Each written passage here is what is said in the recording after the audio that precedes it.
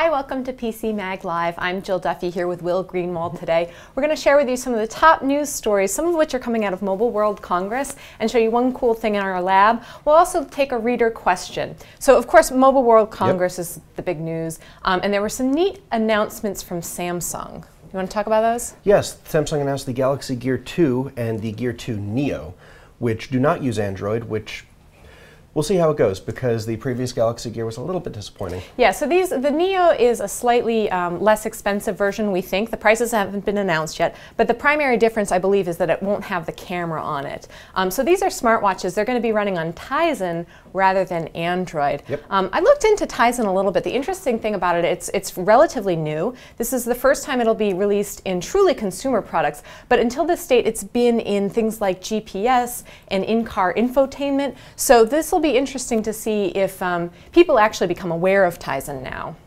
We'll really have to see how it works, but an interesting thing, they seem to be wanting to make it much longer, because one of our complaints with the Galaxy Gear was that the battery life was very short. They say it'll last about 2 to 3 days of typical uses and 6 days of low usage, which isn't quite as much as the Pebble, but it's definitely a start. And the current watch, I believe you have to charge pretty much every day now. Yes. Yeah, that's a little too much. The other interesting piece from Samsung is the Gear Fit. This is one that's I'm pretty excited about because I love fitness gadgets. And I think actually the Gear 2 is going to have this as well. It has a heart rate sensor on the back.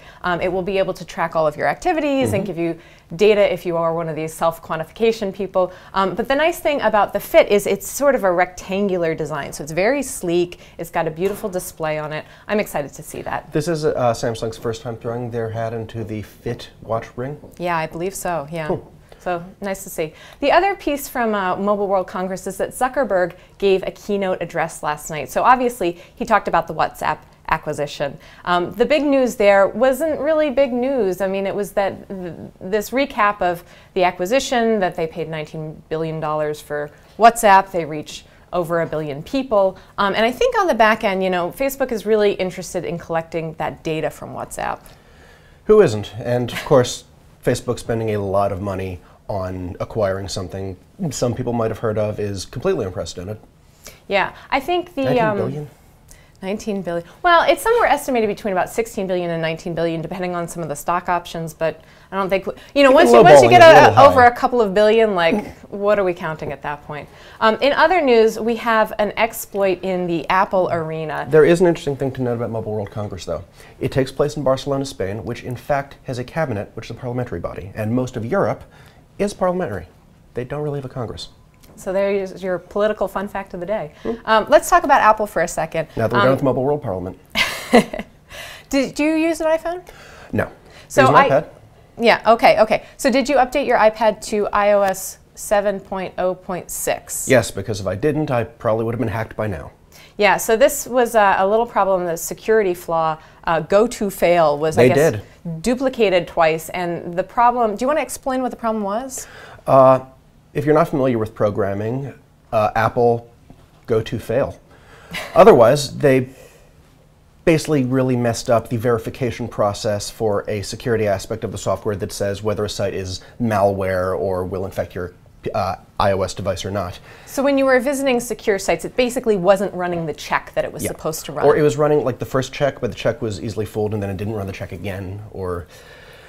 We're not entirely sure. I mean, it's kind of hard to tell exactly what people could exploit from this. But the good news is the iOS version of 7.0.6 is out. You should update your phones and your iPads and your iPod Touches. But there's a problem that the Mac OS is not updated yet. So there is still a security flaw there. Is there a way around that? I'm not sure. Is this all an issue with Safari, or could possibly Chrome users get around it by using that in the meantime? I think that'll probably help. If you use Chrome or Firefox, you should have no problems as long as you turn on any Internet Explorer. Right. Any other browser is probably going to help you out there. Let's take the reader question. I heard from a guy named Oleg. He was looking at the Yahoo mobile app and wanted to know how to change his signature. And I don't blame you, because it was really hard for me to find it too. In the Yahoo mobile app for your mail, you have to go to the menu, which is in the upper left-hand corner, and scroll all the way down to the settings in the bottom of that tray. Then from the settings, you have to pick Manage Accounts. That's the part that didn't really seem intuitive to me. From Manage Accounts, accounts. You select the account that's installed, and from there you'll finally find your signature, which you can change. Now let's take a look at one cool thing in the lab. Will, this one is close to your heart. This Tell is us the about it. Retrobit Super Retro Trio. It is a cartridge game system that can play NES, Super Nintendo, and Sega Genesis cartridges, which obviously they don't make new ones anymore, except a lot of like modders and hackers who have their own cartridge writer things and just hardcore fans out there.